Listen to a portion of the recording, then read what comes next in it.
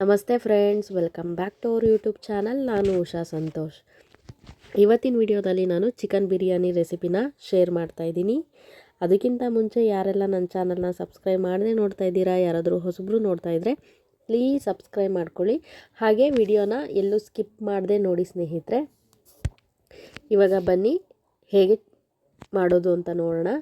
ಇವಾಗ ನಾನು 1 kg ಅಷ್ಟು ಚಿಕನ್ ತೊಗೊಂಡಿದ್ದೀನಿ. ಇದಕ್ಕೆ ಮೊಸರು ಮತ್ತು ಉಪ್ಪು, ಖಾರ, 2 ಬಿರಿಯಾನಿ ಪೌಡ್ರ್ ಹಾಕಿ ಚೆನ್ನಾಗಿ ಕಲಿಸ್ಬಿಟ್ಟು ಇಟ್ಕೊಂಡಿದ್ದೀನಿ. ಇದನ್ನು ಫ್ರಿಡ್ಜಲ್ಲಿ ಇಡ್ತೀನಿ 2 ಅವರ್. ನಾನು 2 ಅವರ್ ಆದಮೇಲೆ ಬಿರಿಯಾನಿ ಮಾಡೋದು. ಈ ಥರ ಇಟ್ಟರೆ ಚೆನ್ನಾಗಿ ನೆಂದಿರುತ್ತೆ ಚಿಕನು, ಉಪ್ಪು ಖಾರ ಕೂಡ ಚೆನ್ನಾಗಿ ಹಿಡಿಯುತ್ತೆ ಅನ್ನೋ ಉದ್ದೇಶಕ್ಕೆ ನಾನು 2 ಅವರ್ ಮುಂಚೆನೇ ಈ ಥರ ಮಾಡಿ ಫ್ರಿಡ್ಜಲ್ಲಿ ಎತ್ತಿಟ್ಕೋತೀನಿ. ಹಾಗೆ ಅಷ್ಟರಲ್ಲಿ ಖಾರಕ್ಕೆ ಏನೇನು ಬೇಕು ನೋಡ್ಕೊಂಬರೋಣ. ಪುದೀನ 1 ಹಿಡಿ, ಕೊತ್ತಂಬರಿ 1 ಹಿಡಿ, ಹಾಗೆ ಬೆಳ್ಳುಳ್ಳಿ ಒಂದು 5ರಿಂದ 6, ಶುಂಠಿ ಒಂದು 5 ಇಂಚು, ಹಸಿರು ಮೆಣಸಿನ್ಕಾಯಿ ಒಂದು 10 ಬೇಕು ಸ್ನೇಹಿತರೆ. ಒಗ್ಗರಣೆಗೆ ಈರುಳ್ಳಿ ಒಂದು 4, ಹಾಗೆ ಟೊಮೊಟೊ ಒಂದು 4 ತೊಗೊಂಡಿದ್ದೀನಿ. ಈಗ ಹೇಗೆ ಮಾಡೋದು ನೋಡೋಣ ಬನ್ನಿ. ಒಂದು ಪಾತ್ರೆಗೆ ಬಿಸಿ ಇಟ್ಟು ಆಯಿಲು ಒಂದು 1/4 ಲೀಟರ್ ಅಷ್ಟು ಹಾಕೋತಾ ಇದ್ದೀನಿ. ನಾನಿಲ್ಲಿ 10ರಿಂದ 15 ಜನಕ್ಕೆ ಆಗೋಷ್ಟು ಮಾಡ್ತಾ ಇರೋದು. ಇವಾಗ ನಾನು ಎಣ್ಣೆ ಬಿಸಿ ಆದಮೇಲೆ ಮಸಾಲ ಐಟಮ್, ಪಲಾವ್ ಎಲೆ, ಮರಾಠಿ ಮೊಗ್ಗು, ಚಕ್ಕೆ, ಲವಂಗ, ಕಸೂರಿ ಮೇಥಿ ಇದೆಲ್ಲ ಹಾಕ್ಕೊಂಡಿದ್ದೀನಿ ಒಗ್ಗರಣೆಗೆ. ಇವಾಗ ಇದು ಒಂದು 10 ಸೆಕೆಂಡು ಫ್ಲೇವರ್ ಬಿಡೋವರೆಗೂ ಫ್ರೈ ಮಾಡಿ. ಅದಾದಮೇಲೆ ಇವಾಗ ನಾನು ಆಗಿದೆ ಒಂದು 10 ಸೆಕೆಂಡು ಈರುಳ್ಳಿ ಆ್ಯಡ್ ಮಾಡ್ಕೋತಾ ಇದ್ದೀನಿ. ಇದು ಚೆನ್ನಾಗಿ ಫ್ರೈ ಆಗಲಿ ಎಣ್ಣೆನಲ್ಲೇ, ಅಲ್ಲಿವರೆಗೂ ಫ್ರೈ ಮಾಡ್ಕೊಳ್ಳಿ. ಸ್ವಲ್ಪ ಕೆಂಪಾಗೋವರೆಗೂ ಫ್ರೈ ಮಾಡ್ಕೊಳ್ಳಿ. ಇವಾಗ ನಾನು ತೋರಿಸ್ತಾ ಇದ್ದೀನಲ್ಲ ವಿಡಿಯೋದಲ್ಲಿ, ಅಷ್ಟು ಫ್ರೈ ಮಾಡ್ಕೊಳ್ಳಿ.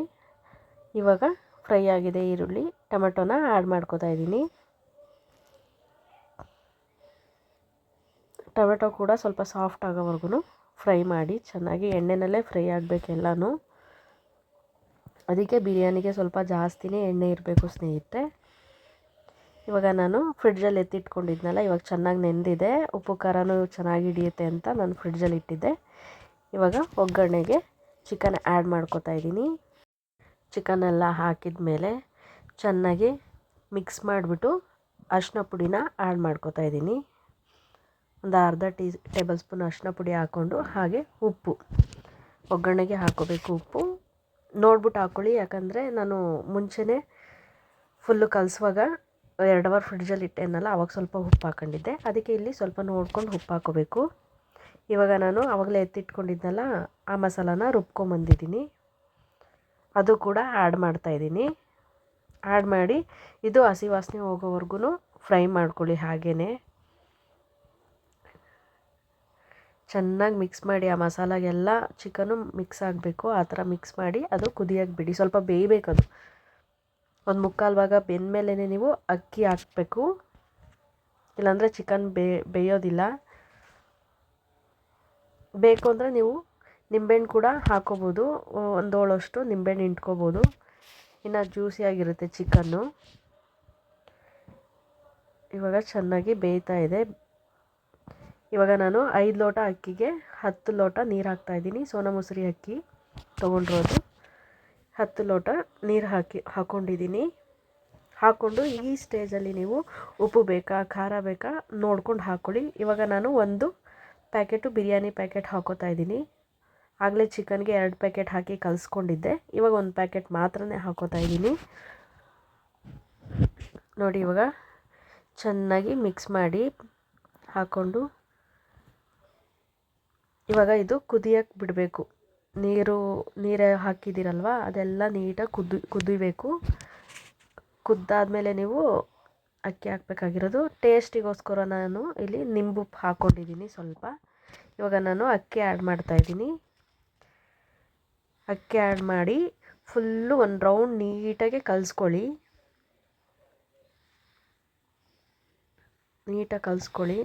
ಈ ಸ್ಟೇಜಲ್ಲಿ ನೀವು ಉಪ್ಪು ಬೇಕಾ, ಖಾರ ಬೇಕಾ ನೋಡಿಕೊಂಡು ನೀವು ಇಲ್ಲಿ ಆ್ಯಡ್ ಮಾಡ್ಕೋಬೋದು ಸ್ನೇಹಿತರೆ. ಬೇಕು ಅಂದರೆ ಗರಂ ಮಸಾಲ ಹಾಕ್ಕೋಬೋದು ಸ್ವಲ್ಪ, ಒಂದು ಅರ್ಧ ಟೇಬಲ್ ಸ್ಪೂನು. ನಾನಿಲ್ಲೇನು ಹಾಕ್ಕೋತಾ ಇಲ್ಲ, ತುಂಬ ಮೈಲ್ಡಾಗಿ ಮಾಡ್ತಾ ಇರೋದ್ರಿಂದ ಕಮ್ಮಿ ಮಸಾಲ ಹಾಕಿ ಮಾಡ್ತಾಯಿದ್ದೀನಿ. ನೋಡಿ, ಇವಾಗ ಚೆನ್ನಾಗಿ ಆಗ್ತಾಯಿದೆ ಅನ್ನ. ಉದ್ದುದ್ರಾಗಿ ಆಗಬೇಕು ಅಂದರೆ ಕರೆಕ್ಟಾಗಿ ಎಷ್ಟು ಹಾಕ್ತೀರಾ ಅಕ್ಕಿ ಅದು ನೋಡಿಕೊಂಡು ಅಳತೆ ಹಾಕೋಬೇಕು. ನೋಡಿ ಇವಾಗ ಚೆನ್ನಾಗಿ ಉದುದ್ರಾಗಿ ಬಂದಿದೆ, ನೋಡ್ತಿದ್ದೀರಲ್ಲ. ಇವಾಗ ನಾನು ತಟ್ಟೆಗೆ ಸರ್ವ್ ಮಾಡ್ಕೋತೀನಿ. ಈ ವಿಡಿಯೋ ನಿಮಗೆ ಇಷ್ಟ ಆಗಿದ್ದರೆ ಲೈಕ್ ಮಾಡಿ, ಶೇರ್ ಮಾಡಿ, ಕಮೆಂಟ್ ಮಾಡಿ, ಹಾಗೆ ಸಬ್ಸ್ಕ್ರೈಬ್ ಮಾಡ್ಕೊಳ್ಳೋದನ್ನ ಮರಿಬೇಡಿ ಸ್ನೇಹಿತರೆ. ನನ್ನ ವಿಡಿಯೋನಲ್ಲಿ ಏನಾದರೂ ಮಿಸ್ಟೇಕ್ ಇದ್ದರೆ ಹೇಳಿ, ದಯವಿಟ್ಟು ನಾನು ಸರಿ ಮಾಡ್ಕೋತೀನಿ. ಇಲ್ಲ ಯಾವ ಥರ ವಿಡಿಯೋ ಬೇಕು ನಿಮಗೆ, ಅದು ಯಾವ ಕಂಟೆಂಟ್ ಮೇಲೆ ವಿಡಿಯೋ ಬೇಕು ಅಂತ ಕಮೆಂಟ್ ಮಾಡಿ, ನಾನು ಅದ್ರ ಬಗ್ಗೆನೂ ವಿಡಿಯೋ ಮಾಡ್ತೀನಿ ಸ್ನೇಹಿತರೆ ಅಂತ ಹೇಳ್ತಾ ಈ ವಿಡಿಯೋನ ಇಲ್ಲಿಗೆ ಎಂಡ್ ಮಾಡ್ತಾಯಿದ್ದೀನಿ. ಧನ್ಯವಾದಗಳು.